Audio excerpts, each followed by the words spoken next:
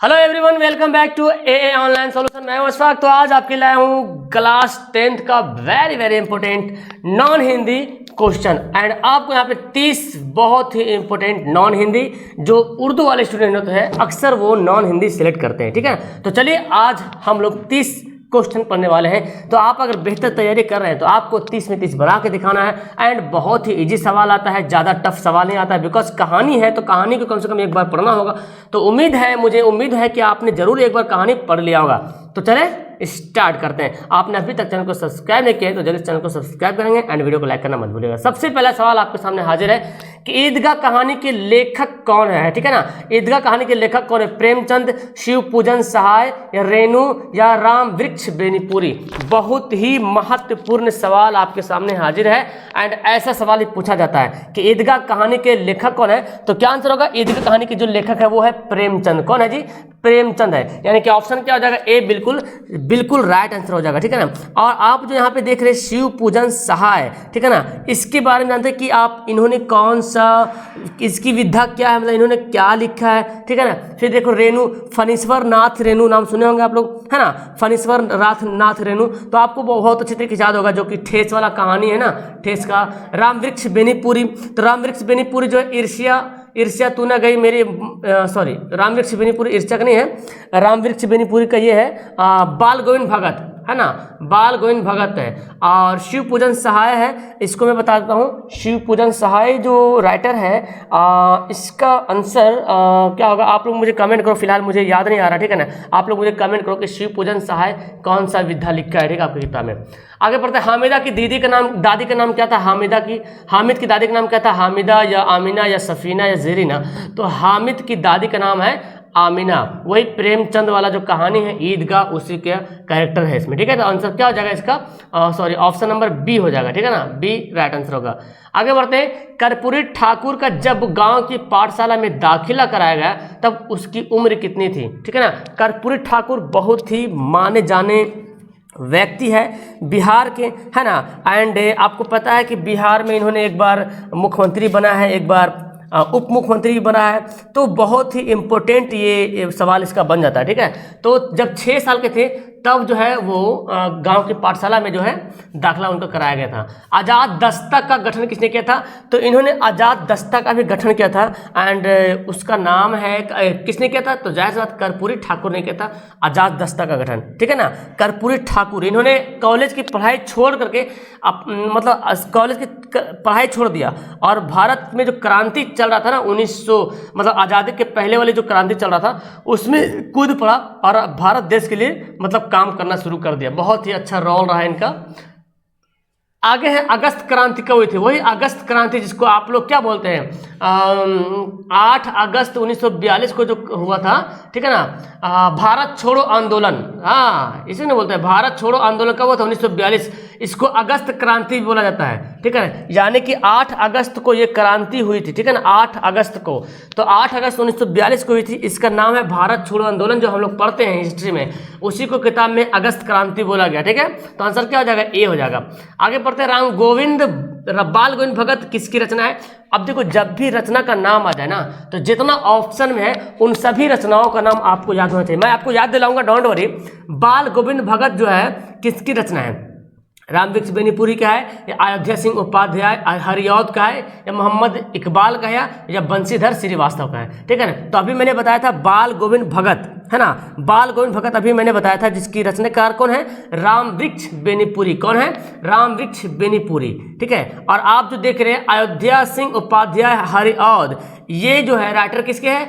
कर्मवीर। पढ़े हैं कि नहीं? कर्मवीर के राइटर है। और मोहम्मद इकबाल तो जान रहे, बच्चों की दुआ, है ना जी। और बंशीधर श्रीवास्तव ये है अशोक के शस्त्र त्याग। ठीक है ना, अशोक के शस्त्र त्याग। बहुत अच्छे तरीके से याद करना है इसको, अच्छे तरीके, क्योंकि सवाल आता है। फिर आ गया बच्चों की दुआ के रचनाकार कौन है? तो अभी आपको मैंने बताया बच्चों की दुआ जो लिखने वाले हैं वो कौन है? मोहम्मद इकबाल है। फिर से आ गया फणीश्वर नाथ रेणु। चलो फटाफट दिमाग में लाओ कि फणीश्वर नाथ रेणु जो है वो ठेस कहानी के लेखक है। ठीक है ना। एंड ये है बिहारी, बिहारी किसके लेखक है? तो बिहारी के दोहे ना वही उन्हीं का लेखक है, ठीक है ना। बिहारी के जो दोहे वो खुद लिखा है। और राम वृक्ष बेनीपुरी, बहुत ही इंपॉर्टेंट सवाल बनता है राम वृक्ष बेनीपुरी का, तो याद रखिएगा बाल गोविंद भगत जो है इनके राइटर है, बाल गोविंद भगत के राइटर है राम वृक्ष बेनीपुरी, ठीक है। आगे बढ़ते हैं। ईर्ष्या तू न गई मेरे मन से रचयिता कौन है? इसके रचने वाले कौन है? देखिए 3-4 सवाल मैंने पूछ दिया था कि आपके माइंड में एकदम टक याद हो जाए। ईर्ष्या तू न गई मेरे मन से रचयिता कौन है? रामधारी सिंह दिनकर, अयोध्या सिंह उपाध्याय, राम वृक्ष बेनीपुरी और हरिऔध, ठीक है ना। तो जब आप किताब पढ़ोगे तो आपको मिलेगा कि ईर्ष्या तू न गई मेरे मन से, इसके राइटर कौन है? तो हो जाएगा रामधारी सिंह दिनकर, ठीक है ना, रामधारी सिंह दिनकर। बाकी मंगनी में मैं आपको बता रहा हूं अयोध्या सिंह उपाध्याय। जल्दी से फटाफट बताओ। कर्मवीर, अभी मैंने बताया था, एकदम नाम सुनते ही डायरेक्ट उसका राइटर का लेसन का नाम याद होना चाहिए। राम वृक्ष बेनीपुरी, अभी आपने पढ़ा था राम वृक्ष। बाल गोविंद भगत, है ना। बिहारी के दोहे, ठीक है ना। आगे कर्पूरी ठाकुर का निधन कब हुआ था? बहुत इंपॉर्टेंट बनता है कर्पूरी ठाकुर से, तो मैं आपको कर्पूरी ठाकुर से भी कुछ अवगत कराऊंगा, ठीक है, इस सवाल में। तो कर्पूरी ठाकुर का जो निधन होता है वो निधन होता है 17 फरवरी 1988 में, ठीक है, 17 फरवरी 1988 को, 17 फरवरी 1988, यानी कि आंसर क्या हो जाएगा इसका? सी बिल्कुल राइट आंसर हो जाएगा, ठीक है ना। 1967 में ये बिहार के उप मुख्यमंत्री भी बने थे। उप मुख्यमंत्री याद है? उप मुख्यमंत्री भी बने थे, बिहार के उप मुख्यमंत्री भी बने थे, ठीक है ना। और बिहार के मुख्यमंत्री कब बने थे? 1970 से 1977 तक। ओहो, ये बिहार के मुख्यमंत्री भी बने हैं, क्या बात है ना। मुख्यमंत्री भी रहे, मतलब बहुत ही अहम किरदार रहा इसका, ठीक है ना। तो चलिए आगे बढ़ते हैं। आगे सवाल है, तू जिंदा है तो जिंदगी की जीत में यकीन कर। चलो ये होमवर्क तुमको देता हूँ। ये जो दिया हुआ है ना, ये किस कविता से लिया गया है? तो जिंदा है तो जिंदगी की जीत में यकीन कर, ये होमवर्क है तुम लोग को बताना ये किस कविता से लाइन लिया गया है। आगे है, संजू पिकनिक मनाने गई थी। संजू के बारे में पढ़ना है। दीदी की डायरी, जो लेखक ये जो दीदी की डायरी जो है, डायरी जो विद्या है जिसकी, है ना, तो उसमें ना उस संजू के बारे में बताया गया है। छोटी बच्ची रहती है जो जिसको जो है किताबें पढ़ने का बहुत शौक होता है, और पिकनिक मनाने गई थी 3 जनवरी 1997 को, ठीक है ना। महात्मा गांधी से, बापू से इनको बहुत क्या बोलते हैं, प्रेरणा मिलती है किताबें पढ़ने का। और यहाँ पे फिर से सवाल आ गया कि किताबें पढ़ने का शौक किन्हें है? बताओ फटाफट। किताबें पढ़ने का शौक किन्हें था? बाल गोविंद भगत को, हामिद को, कसारा को या संजू को? किसको था? संजू को था, ठीक है ना। तो आंसर क्या हो जाएगा? ऑप्शन नंबर डी बिल्कुल राइट आंसर हो जाएगा। नेक का अर्थ क्या होता है? नेक बोलते हैं तुम बहुत नेक हो, तुम बहुत बद हो। नेक के मतलब होता है अच्छा, है ना, और उल्टा क्या हो जाएगा? बुरा हो जाएगा। तो आंसर क्या हो जाएगा? तुम बहुत नेक हो, बहुत अच्छे हो। नेक का मतलब अच्छा और बद के मतलब बुरा। तो आपके जो किताब में जो दिया ना वही सवाल पूछता भी है। बच्चे की दुआ एक क्या है? देखिए आपको ये विद्या है ना, ये किसकी इसकी विद्या क्या है ना, यानी कि कहानी है कि कविता है, वो सब भी याद करना बहुत जरूरी है। तो बच्चों की दुआ प्रार्थना करता है, लब पे आती है दुआ बन के तमन्ना मेरी, है ना। तो ये प्रार्थना गीत है, क्या है? प्रार्थना गीत है, यानी कि आंसर क्या हो जाएगा? ऑप्शन नंबर ए बिल्कुल राइट हो जाएगा। आगे बढ़ते हैं। मैं स्त्री वध नहीं करूंगा, यह पंक्ति किसने कहा था? किसने कही? पद्मा ने, सैनिक ने या सेनापति ने, अशोक ने? मैं स्त्री वध नहीं करूंगा, जाहिर सी बात करूंगा बोला गया तो जाहिर सी बात कोई ना कोई मर्द होगा। पद्मा तो महिला थी वहां पे, है ना। तो अशोक के शस्त्र त्याग में आपको पढ़ना है कि अशोक ने बोला था मैं स्त्री वध नहीं करूंगा, तो आंसर क्या होगा? डी होगा। एंड ये सवाल आपको कंफ्यूजन में पैदा कर सकता है कि कलिंग संबंधित है किससे? तो कलिंग एक्चुअली जो कलिंग जो हम लोग पढ़ते हैं ना, अशोक के शस्त्र त्याग, तो उसमें कलिंग के बारे में बताया जाता है, ठीक है ना। अशोक के शस्त्र त्याग जो कलिंग का युद्ध 326 या कुछ है ईसा पूर्व, ठीक है ना। तो 226 से 326 ईसा पूर्व है, जिसमें अशोक का जो है कलिंग का युद्ध होता है, ठीक है ना। तो उसमें ये जो संबंधित किससे हो जाएगा? ये अशोक से। यहाँ पे आप ज़्यादा किससे टिक करोगे? अशोक। हालांकि पद्मा भी कलिंग वाला जो युद्ध है ना उससे संबंध, कलिंग का युद्ध में पद्मा भी शामिल है, लेकिन यहाँ पर जो सही आंसर होना चाहिए ऑप्शन नंबर सी होना चाहिए, क्योंकि कलिंग संबंधित किससे? अशोक का युद्ध हुआ था और कलिंग युद्ध से अशोक ने त्याग दे दिया था और बुद्ध मजहब को जो ना स्वीकार कर लिया था, बुद्ध मजहब को, ठीक है ना। 226 ईसा पूर्व शायद है, मेरे ख्याल से याद आ रहा, 226 ईसा पूर्व में कलिंग का युद्ध हुआ था, ठीक है ना। उसके बाद उन्होंने त्याग दिया कि मैं आज से युद्ध नहीं करूंगा, ठीक है ना, और फिर बोला भी था कि मैं स्त्री वध भी नहीं करूंगा। तो आंसर सी होगा, ठीक है ना। आगे पढ़ते, वीर शिवाजी की गाथाएं किसको याद थी? वीर शिवाजी की गाथाएं उसको याद जुबानी थी। ये पंक्ति जो है किस कविता से ली गई? झांसी की रानी पीपल करमवीर बिहारी की दोहे। तो याद हो रहा, ये झांसी की रानी है ना, आंसर क्या होगा? ये होगा। आगे, झांसी की रानी ने लड़ी थी, लड़ाई किसे लड़ी थी? झांसी की रानी जो लड़ाई लड़ी थी, क्या औरंगजेब से लड़ी थी, या शाहजहां से लड़ी थी, या अकबर से लड़ी थी, या अंग्रेजों से लड़ी थी? तो भाई साहब, झांसी की रानी जो लड़ाई लड़ी थी, ये अंग्रेजों से लड़ी थी जब हमारा भारत गुलाम था, है ना, अंग्रेजों के हाथों में गुलाम था, तब झांसी की रानी जो है लड़ाई लड़ी थी। क्योंकि बादशाहों के समय में देश गुलाम नहीं था, ठीक है ना, लेकिन अंग्रेजों के समय में देश गुलाम था, क्योंकि उसी के कब्जे में सब कुछ होता था, शासन व्यवस्था पूरा। तो बहुत ही कठोर था, आपको पता होगा। आगे बढ़ते हैं, कवि हिरन के बच्चों को क्या आश्वासन देता है? तो ये कवि हिरन के बच्चों को क्या आश्वासन देता है? आपके लेसन किताब में एक लेसन है, रा भटके हिरन के बच्चे, है ना, और उसके जो राइटर है, नीचे दिया हुआ सवाल। तो कवि हिरन के बच्चों को क्या देता है कि तुम्हारा घर मिल जाएगा, तुम्हारी माँ मिल जाएगी, तुम्हारी माँ मिल जाएगी। एक्चुअली होता क्या, उसके दो बच्चे ना रोते रहते हैं, तो बोलता है यार तुम रो मत, तुम्हारी माँ मिल जाएगी, ठीक है ना। तो आगे बढ़ते हैं, रा भटके हिरन के बच्चे कविता की रचयिता कौन है? फटाफट बताएंगे, यहाँ पे बहुत अच्छा सवाल आ गया। तो ये हो जाएगा डॉक्टर वी नी वियतनाम। रा भटके हिरन के बच्चे कौन है? डॉक्टर नी वियतनाम, इसका नाम ही इस तरह से दिया हुआ है। अब यहाँ पे देखो नरोत्तम आ गया। अब बताओ नरोत्तम जो है ये किसके राइटर है? तो यह है सुदामा चरित्र। किसके है राइटर? सुदामा चरित्र, ठीक है ना, सुदामा चरित्र के रहता है। और कबीरदास, तो कबीरदास तो कबीर के दोहे हैं, है ना जी। कबीर के पद जो है, कबीर के पद जो है कबीर। सुभद्रा कुमारी चौहान, ये भी किसी न किसी का राइटर रहा है, और ये है झांसी की रानी, है जी, झांसी की रानी। तो ये सब आपको राइटर का नाम एकदम मुंह पे होना चाहिए, ठीक है ना। चलिए आगे बढ़ते। जल का अर्थ क्या होता है? कुछ यहाँ पे मैंने हिंदी ग्रामर का सवाल ले लिया है। जल का अर्थ, जल का पर्यायवाची शब्द नहीं है, नीर, निपुण, अम्बु, सलिल, है ना।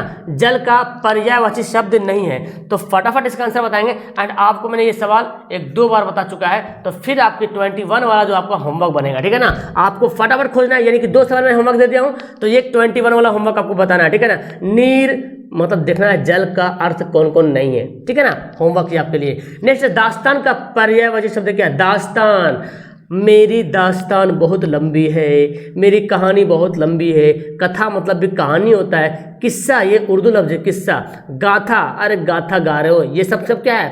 पर्यायवाची शब्द है। यानी कि इसको उर्दू में हम जो बोलते हैं, हम माना अल्फाज, मुतरादिफ अल्फाज, ठीक है ना। मुतरादिफ, उर्दू वाले स्टूडेंट समझ रहे होंगे, मुतरादिफ अल्फाज यानी कि जिसके एक ही माना हो, ठीक है ना। तो दास्तान मतलब ये हुआ, है ना, दास्तान, ठीक है ना। कथा, गथा हो गया, एक कथा हिंदी लफ्ज हो गया। किस्सा मतलब ये हुई कहानी हो जाएगा। तो यहाँ पे उल्लास अलग है, उल्लास मतलब अलग चीज़ है, तो आंसर डी हो जाएगा। नेक्स्ट है, सधवा का अर्थ क्या होता है? सधवा, और आपने पढ़ा है कि विधवा, लो भाई, सधवा और विधवा का होता है। तो विधवा बोलते हैं उसको जिसका जिस स्त्री का पति मर गया हो, उसको क्या बोलेंगे? विधवा बोलेंगे। जाहिर सी बात आप जानते हुए, जिस स्त्री का पति मर गया है, इंतकाल कर गया है, वफात कर गया है, इस दुनिया से उस दुनिया में चला गया है ना, इस दुनिया से कूच कर गया है ना, उसकी रूह प्रवास कर गई है, तो उसको क्या बोलेंगे?